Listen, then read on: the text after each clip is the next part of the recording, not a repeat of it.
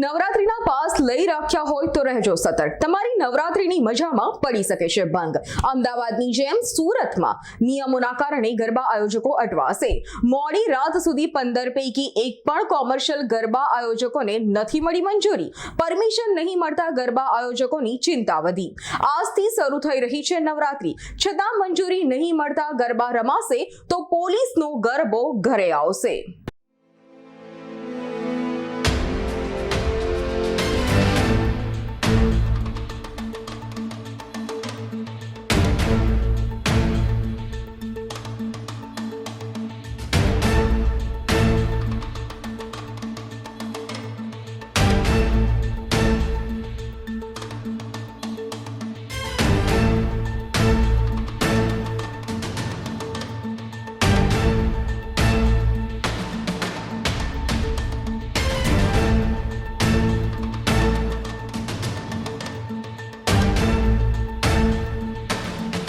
અમારી તમામ માહિતીથી અપડેટ રહેવા માટે જોડાયેલા રહો S9 ન્યૂઝ સાથે.